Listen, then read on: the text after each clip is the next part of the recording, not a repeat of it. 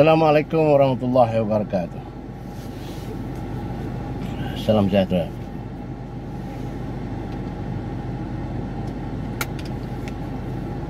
Semalam kalau anda membaca kenyataan by Tomat Hassan, Timbalan Presiden UMNO, mengenai situasi yang berlaku sekarang dalam parti, krisis politik, beliau tidak setuju cara yang digunakan sekarang untuk meminta Presiden UMNO Ahmad Zahid Hamidi meletakkan jawatan, mengundurkan diri. Dia kata kalau mengikut biarlah berakal, kalau membantah biarlah beradab. Maknanya kalau jadi pengikut jangan sembrono saja, maknanya kena berakal, kena fikir. Betul lah. Dan nak membantah jangan jadi kurang ajar. Jangan kena beradab lah, cara beradab.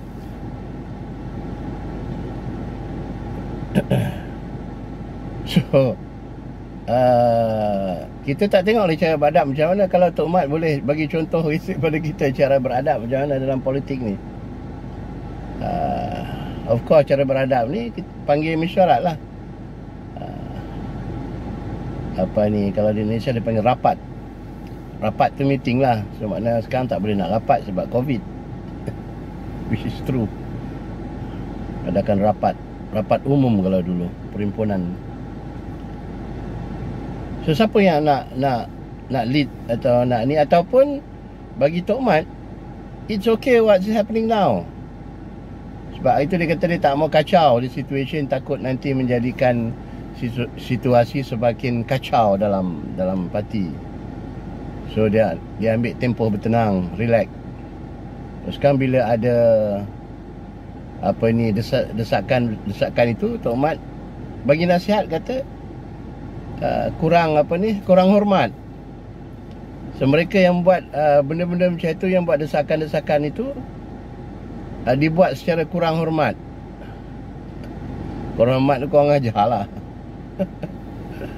So, banyaklah kiasan ni Tok Mat ni, banyak benda yang dikias-kias tak yang maknanya yang faham lah, tapi dalam politik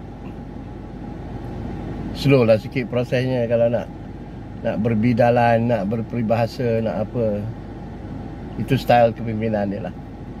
Ataupun sebab sudah ada laporan-laporan mengatakan bahawa Tok Mat sedang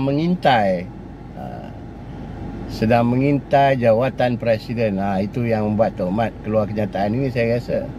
Sebab beliau tak mahu dilihat sebagai yang mempelopori usaha-usaha untuk menjatuhkan presiden. Kan? So maknanya play safe lah. Play safe ni orang yang play safe ni orang yang selalunya nak bukanlah nak sembunyi hasrat sebenar, tetapi tak mau involve dalam krisis itu. Apatah lagi dilihat sebagai mengepalai apa saja usaha-usaha menjatuhkan presiden.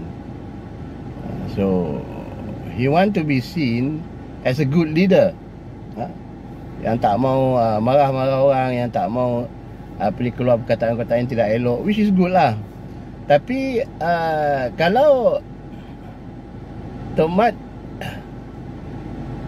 mahu melihat UMNO itu diselamatkan dalam situasi macam ini, sebagai timbalan presiden, beliau patut bertindaklah dengan beradab, kan? Kenapa nak membiarkan Zahid bertindak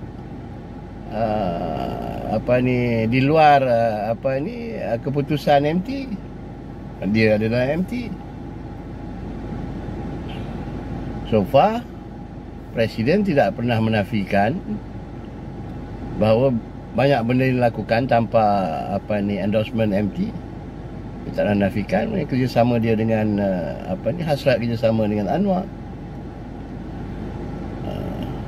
dan PA secara keseluruhannya, which is DAP.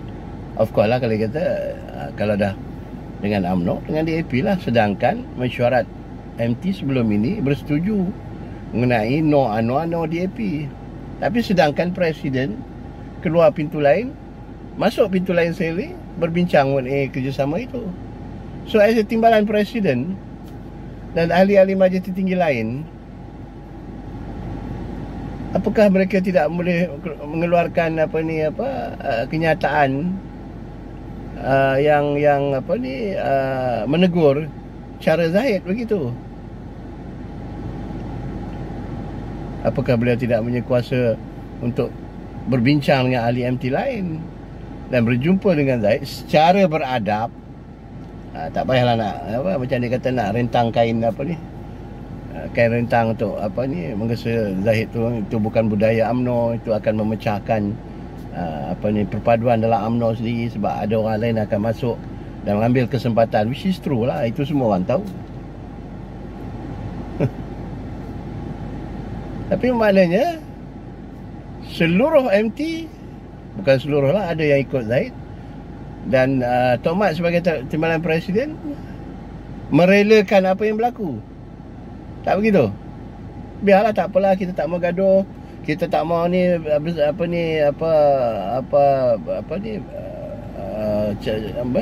bertelingkah sesama sendiri. Ini beri peluang, carilah jalan yang lebih sesuai kalau tak nak perkara ini berlaku.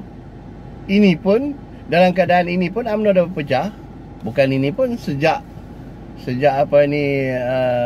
ada ahli parlimen UMNO yang lari masuk bersatu pun, itu dah memelihatkan perpecahan dalam UMNO sendiri. Tak sempat nak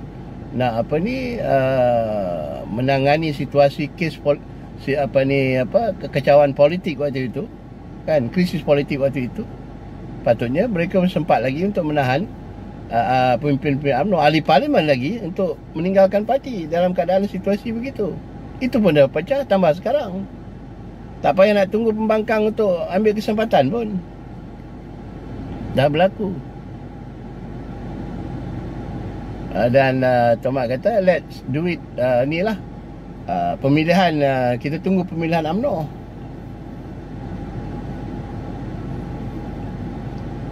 Kalau sampai to that situation, ada orang berani nak lawan presiden kalau presiden masih ada lagi dalam parti? Tak tahu Perhimpunan Agung UMNO bila dengan COVID dan darurat ni. Tak juga.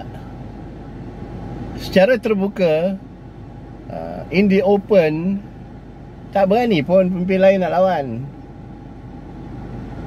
presiden berdepan dalam Perhimpunan Agung UMNO. Selalu benda-benda ini selalu berlaku di luar Perhimpunan Agung UMNO. Keseluruhan MT termasuk Tok Mat sekali membiarkan situasi ini menjadi lebih buruk. Kenapa nak tunggu perhimpunan, which is kita tak tahu bila?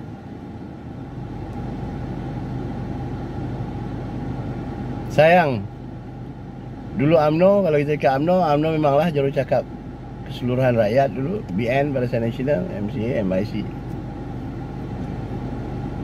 yang menumpang kekuatan kepada UMNO. Tapi bila pemimpin-pemimpinnya menjadi tidak terkawal,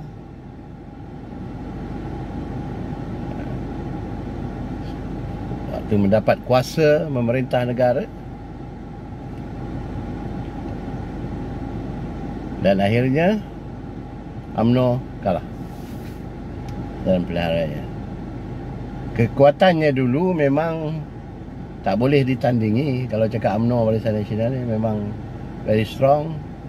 Tapi kerana perangai, tingkah laku pemimpinnya yang gilakan yang gilakan kemewahan, melebihi kemampuan mereka, ini dah jadi lah. Sekarang masih lagi orang menyokong dia orang.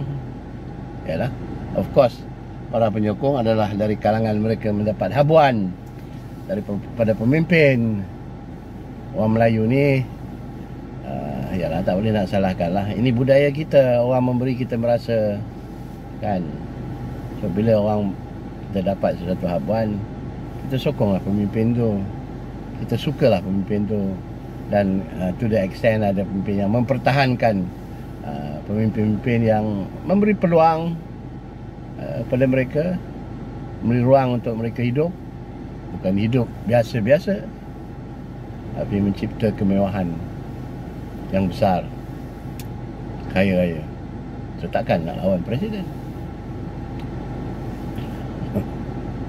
So maknanya tunggu je lah.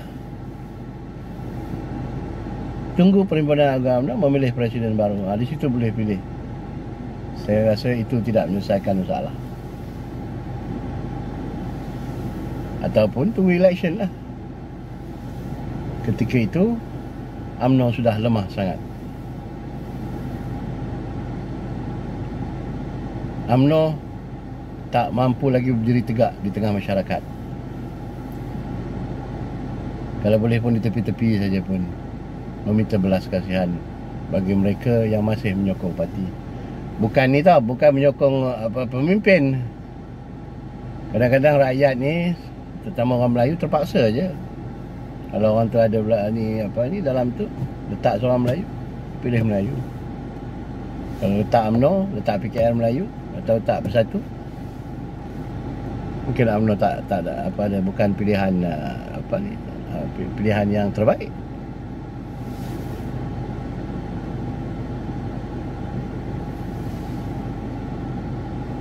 So biarlah UMNO di bawah arus hingga menyebabkan mereka hanyut ke lautan luas. Manakala sampan atau bot yang dia orang naik pun kecil, bila sampai ke lautan luas hanyut, tak dapat menampung ombak yang besar, tentunya mereka karam. Bukan kita mendoakan, kita orang kata tengok, menjagakan itu yang akan berlaku, tapi kita mendoakan mereka lebih kuat untuk berdayung di tengah lautan walaupun dengan ombak besar. Tapi sedih kerana pemimpin UMNO yang lain tak ambil peduli, tak mau tahu konon.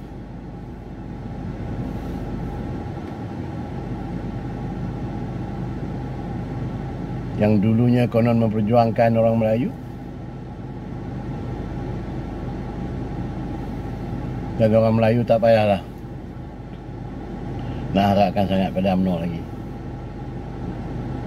Bukan saya pada pemimpin UMNO, nak mengharapkan sangat pada pemimpin UMNO yang ada sekarang. Boleh mengharapkan kepada parti, tapi dengan kepimpinan yang lebih baik. Itu yang jadi masalah. Siapa kepimpinan yang lebih baik?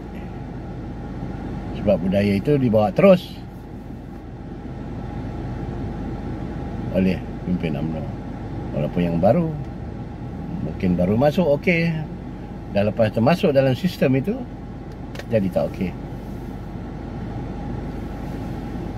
Assalamualaikum warahmatullahi wabarakatuh. Sampai jumpa lagi. Baik kita mengeluh sekarang daripada kita menyesal kemudian lagi. Semoga UMNO berubah. Walaupun setiap tahun, setiap dalam Perhimpunan Agung UMNO, kita mesti berubah, kita mesti reform. Tak apalah, biarlah orang Melayu doakan agar kita dapat kepimpinan yang lebih jitu, yang ada jati diri, yang takut kepada agama, yang bukan hanya bercakap tapi menunaikan segala janji. Sebab masa semakin singkat. Assalamualaikum.